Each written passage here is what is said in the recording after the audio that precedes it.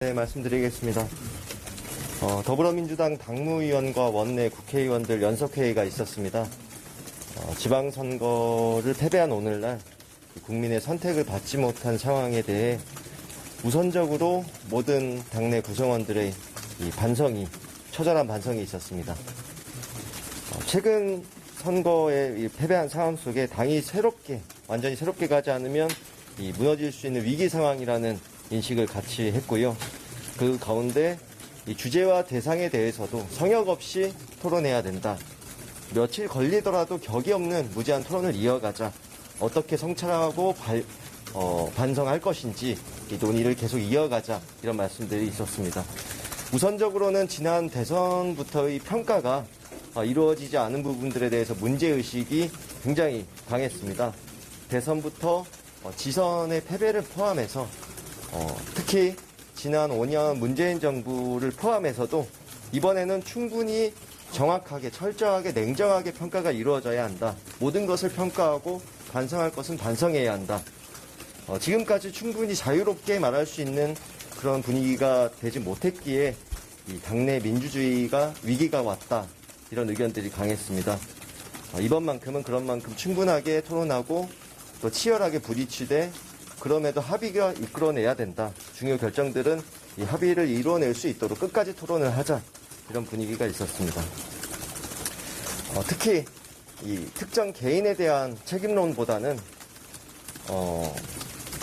누구 탓을 하는 것보다는 자성론, 우리 스스로 우리가 잘못한 절차와 과정에 대해서 되돌아보자. 이번 지방선거에 있어서도 개인에 대한 책임보다는 이 공천 절차에 대한 그런 문제인식, 공천 과정에 대한 문제인식, 그런 부분들을 말씀 주신 부분들이 많았고요.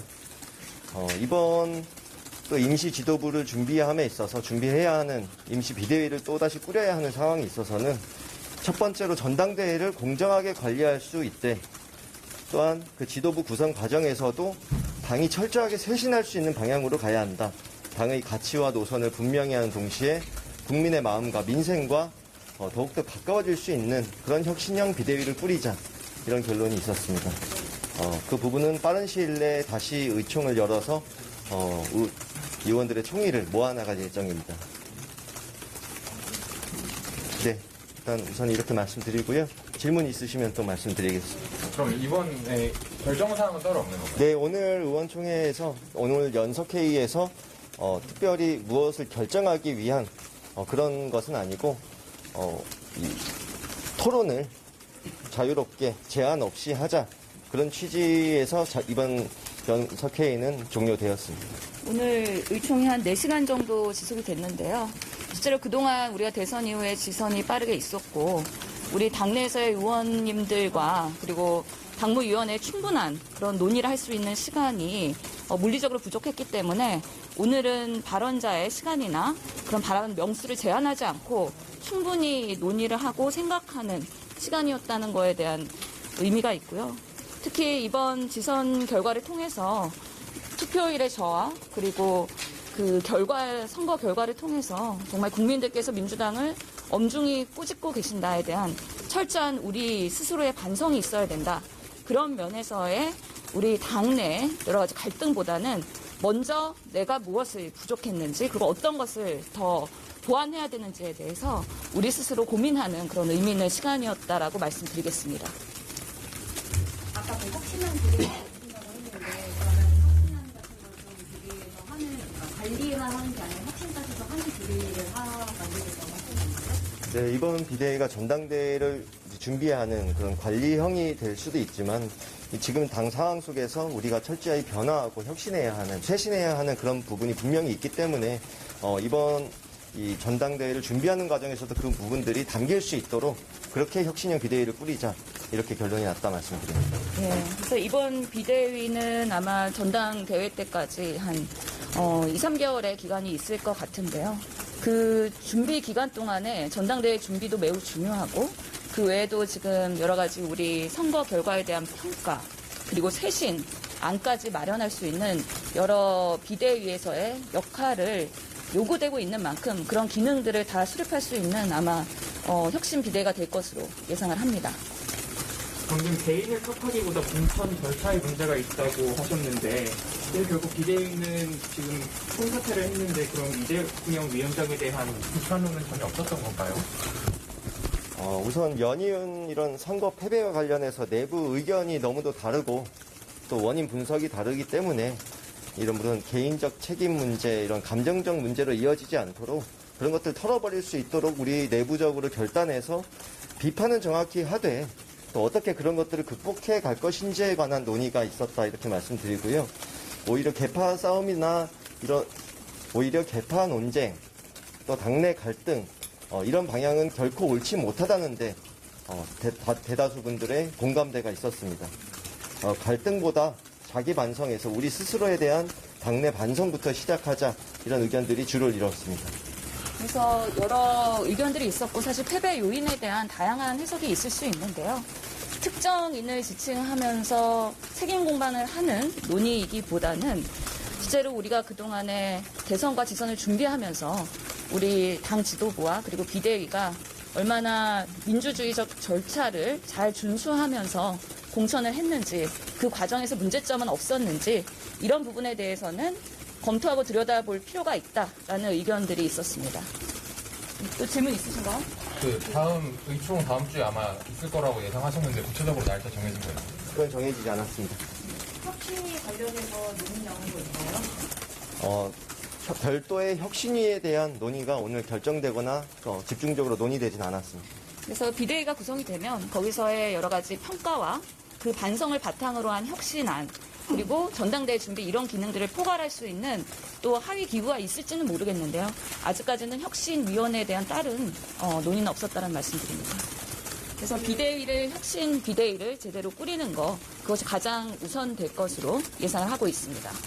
네. 오늘 몇몇 모임들을 해체 선언을 하기도 했는데 이번 선거 패배를 대체비용 입법을 우려해서 피난 거 아니라는 지적도 있잖아요.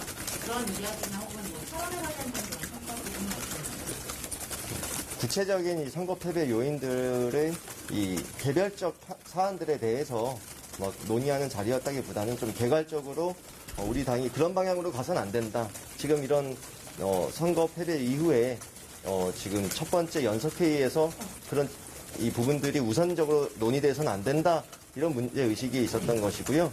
그런 개별적인 사안들에 대해서까지 우리가 평가를 할 수 있는 그런 비대위가 되어야 된다. 그런 것들을 꾸리자. 이런 데 논의가 좀 중점적으로 이루어졌다. 이렇게 들어주시면 좋겠습니다. 그래서 오늘 많은 의원님들이 말씀을 하시긴 했지만 오늘은 패배 요인을 집중적으로 분석하는 사실 의총은 아니었거든요. 그만큼 따로 우리가 비대위가 또 혁신 꾸려지고 평가를 제대로 하다 보면 그 안에서 여러 가지 문제점들에 대한 논의와 포괄해서 검토가 되지 않을까라는 생각을 합니다. 네, 참고서만 말씀드리면 오늘 발언하신 분들은 약 30분, 30분 정도 된다. 그렇게 말씀드리겠습니다. 혹시 박홍근 원내대표를 비대위원장으로 세워야 한다는 얘기가 있었다고 하는데 그게 사실인지 여쭤보고 싶고 그리고 또 비대위 구성에 대해서 구체적인 타임라인이 좀 정해져 있을까요? 우선 박홍근 원내대표께서 현재 당대표 직무대행을 맡고 계시는데 비대위원장을 해야 된다 이런 의견은 없었고요. 저도 이제 그런 질문을 별도로 받았습니다만 그런 발언을 하신 의원님이 계시다고 하는데 그건 뭔가 좀 잘못 이해하신 것 같습니다. 그 부분은 사실이 아니라는 점 다시 말씀드리고요. 또 질문이 뭐였어요? 비대위 구성 타임라인은 아직 정확히 나오진 않았지만 다음 주까지 우리가 이거 문제를 신속하게 결정을 또 준비를 해야 되는 부분은 사실이기 때문에 그래서 제가 다음 주까지의 이렇게 총의를 모으는 과정을 의총을 통해서도 다시 한번 가질 것 같다. 이렇게만 말씀드린 겁니다. 따로 말씀드린 박홍근 원내대표께서는 원내사항도 워낙에 지금 여러 가지 중차대한 것들이 많기 때문에 당무까지 겸임하시기에는 한 사람이 하기에는 좀 과중한 상황이 있다라는 그걸 고려해서 우리가 판단을 할 것으로 보이고요. 비대위 구성은 빠르게 될 텐데 다음 주에 아마 비대위 구성이 되면 당무위원회 그리고 중앙위원회에 또 추인을 받아야 되는 과정이 있기 때문에 비대위 구성 자체도 비대위원회 구성도 중요하기 때문에 위원회에 대해서도 의원총회에서 어느 정도의 그런 토론을 통해서 안이 올라오면 그 부분에 대해서도 의원총회에서 아마 같이 검토가 될 것으로 보입니다. 비대위원장과 비대위원들의 구성에 있어서 절차적으로 좀 과거 생략된 그런 사례들이 있었으나 이번만큼은 이렇게 이 의원총회를 넘어 연석회의를 열었고 그리고 그걸 넘어서 당무위와 그 위에 이제 중앙위에서까지 논의가 될 수 있게 그렇게 절차를 좀 제대로 밟아나가자 이런 좀 의지가 있다. 그래 그거에서 필요성에 대한 공감대가 있다는 말씀을 추가적으로 드리겠습니다. 비대위원 구성도 대표성과 절차적 민주적 절차를 밟아가면서 선임하겠다라는 좀 내부에 오늘 논의가 있었다는 말씀드립니다. 그러면 비대위로 구성하는 것도 투표를 통해서 결정하신다는 말씀인가요? 그렇지는 않은데요. 우리 다양한 구성이 될 것으로 보이는데 선수에 따라서 뭐 여러 가지 연령이나 그런 특성에 따라서 다양하게 구성을 할 것이고 그런 논의들을 앞으로 또 빠르게 박홍근 원내대표께서 하실 거로 예상됩니다. 박홍근 원내대표께서 이제 의원들의 선수 그룹별이든 어떤 요청이 있거나 요구가 있을 때 또 지역의 이 원외 지역위원장을 포함해서 시도당 위원장 이렇게 다양하게 의견들을 반영할 수 있는 그런 경로의 간담회라든지 이런 것들을 앞으로 차근차근 최대한 신속하게 밟아 나가서 당내 중지를 최대한 모아나갈 예정입니다. 예, 또 질문 있으세요? 그럼 혁신 비대위원장은 좀 누가 맡아야 된다, 외부에서 들어야 된다 이런 얘기가 좀 있었나요? 오늘 선임과 인물에 대해서 논의는 되지 않았다는 말씀드립니다. 방금 말씀하신 게 지금 당 안에서 이전 비대위 구성할 때 밀실에서 꽃듯이 됐다 이런 비판들이 나왔는데 그걸 의식한 개혁 아닐까요? 이제서? 아무래도 비대위 구성에 있어서의 그런 과거의 사례를 비추어 봤을 때 이번에는 좀 제대로 구성을 해야 된다는 필요성에 공감대가 있었다는 말씀을 드리고요. 그러면서의 대표성이나 아니면 절차적 정당성을 말씀드리는 거라고 생각하시면 되겠습니다. 구체적으로 그 위원장이 일반에서는 안 된다 이런 말이 있었다는 얘기가 나왔는데 그런 발언은 있었어요? 그런 발언은 없었습니다. 예. 구체적 인물에 대한 필요성이나 반대나 이런 그런 이야기가 나오진 않았습니다. 예, 오늘은 특정 인물에 대한 지칭은 되지 않았다는 거로 이해해 주시면 좋겠습니다. 이 정도 하면 됐죠? 예, 감사합니다. 수고 많으셨습니다.